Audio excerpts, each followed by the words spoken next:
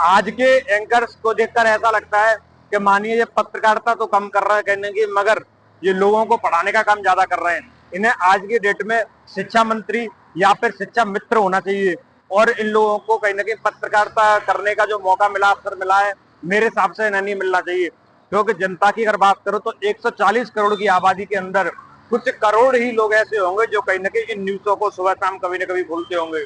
और अगर आप इनके यूट्यूब या फिर सोशल मीडिया हैंडल्स पे अगर, जिनकी मैं बात कर रहा हूँ एंकरों की, अगर उनका आप चेक करोगे तो उनके हयात 2-2 चार चार बस ओनली व्यू आते हैं। और इनके अगर आप खोल के देखेंगे न्यूज को तो कहीं ना कहीं आपको इतनी गुस्सा आएगी कि आप, इनके पास में हर चीज का कहीं ना कोई तोड़ होता है। इस समय सबसे ज्यादा मुद्दा चल रहा है कि चीनी और पेट्रोल को लेके, तो इनके पास में चीनी और पेट्रोल की क्या दिक्कत है, सरकार का क्या फॉल्ट है, वो चीज लोगों के सामने नहीं रखेंगे। मगर चीनी की कमी क्यों हुई, सरकार के साथ में अपनी बात रखने का प्रयास करते हैं हमेशा। क्योंकि गन्ने की फसल कम हुई, पानी कम पड़ा, इस चक्कर में गन्ने के अंदर एक बीमारी लग गई जिस वजह से चीनी का उत्पादन कम हुआ। चीनी का मतलब रेट बढ़ने की वजह इनके पास ये है। और बाकी बात करूं पेट्रोल की, जब पेट्रोल के अंदर गन्ना मिलाया जा रहा है और उससे एथेनॉल से पेट्रोल बनाई जा रही है, तो कहीं ना कहीं रेट पेट्रोल की कम होनी चाहिए। चलो मानता हूं मैं, चीनी की रेट अगर बढ़ रही है तो कहीं ना कहीं पेट्रोल की रेट तो कम होनी चाहिए। पेट्रोल की रेट भी 100 रुपए लीटर, 102 रुपए लीटर है। बाकी अगर मैं बात करूं, चीनी की रेट भी 70-80 रुपए पहुंची किलो। देश के अंदर एकदम पूरी तरीके से अभद्रता का पूरा माहौल बना हुआ है। देश के अंदर कोई भी किसी की सुनने वाला नहीं है। शासन, प्रशासन, सरकार पूरी तरीके से बेईमानी पर उतर आई है। और कहीं ना कहीं जनता का आज जो सबसे बड़ी जो विषय है, कहीं ना कहीं जो आज जनता के अंदर बहुत सारे लोग ऐसे हैं, जो भाई बहुत सारे ऐसे हैं जो कहीं ना कहीं बेरोजगार हैं, इनके पास नौकरी नहीं है। आप सोचिए आज के समय में वो अपना जीवन यापन कैसे करते होंगे। और इस समय कहीं ना कहीं इधर मुसलमान भाइयों का भी त्योहार है, और साथ में इधर रक्षाबंधन और बहुत सारे हिंदुओं के भी त्योहार हैं। और इसी टाइम पे कहीं ना कहीं चीनी इतनी महंगी कर दी। अब कुछ लोग तो ये भी बोल रहे हैं कि सरकार ने चीनी इस चक्कर में महंगी करी है क्योंकि हिंदुस्तान के अंदर डायबिटीज ज्यादा हो गई है, और डायबिटीज को कंट्रोल करने के लिए चीनी महंगी कर गई है। और कुछ लोग ये भी कह रहे हैं कि चीनी इस चक्कर में महंगी करी गई है क्योंकि अगर चीनी महंगी होगी तो लोग कम खाएंगे, और लोग कम खाएंगे तो कहीं ना कहीं जो भी लोगों के पास में पैसा है वो कहीं ना कहीं सुरक्षित रहेगा, पैसा कम खर्च होगा। क्योंकि सबसे ज्यादा लोग अपने जो भी त्योहार होते हैं उस पर पैसा खर्च करते हैं, और जब वो सामान बाजार से नहीं खरीदेंगे, मिठाइयां नहीं खरीदेंगे, तो कहीं ना कहीं उनका पैसा बचेगा। पता नहीं कैसे कैसे लोग सोशल मीडिया हैंडल पर इस तरीके की वीडियो डालते हैं, पोस्ट करते हैं। और सरकार तो ये कह रही है कि हमारे पास में चीनी का बहुत भंडार है। तो मैं सरकार से पूछना चाहता हूं, अगर आपके पास में चीनी का इतना भंडार है तो फिर चीनी की रेट 70, 72, 75 रुपए कैसे पहुंची।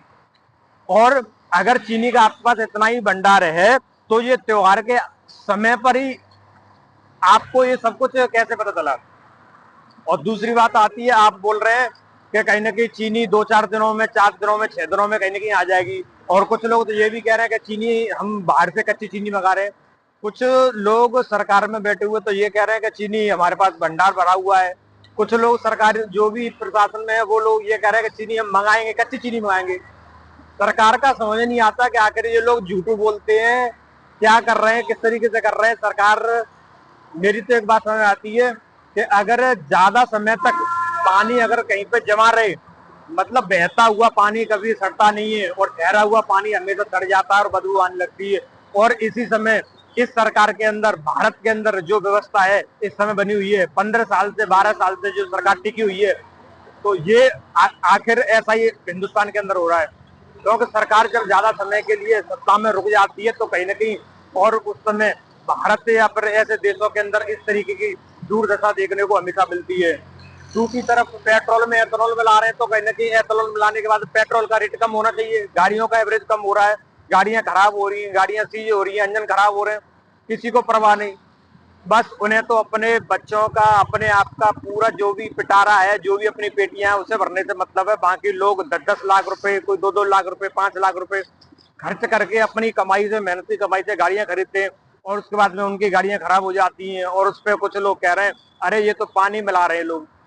जो भी लोग सोशल मीडिया पर उनकी गाड़ियां खराब होती हैं वो अपना वीडियो पोस्ट करते हैं, तो कुछ लोग अपनी टिप्पणी रख रहे हैं कि ये तो गाड़ी के अंदर पानी मिलाया गया, उसके बाद इनकी गाड़ियां खराब हुई है।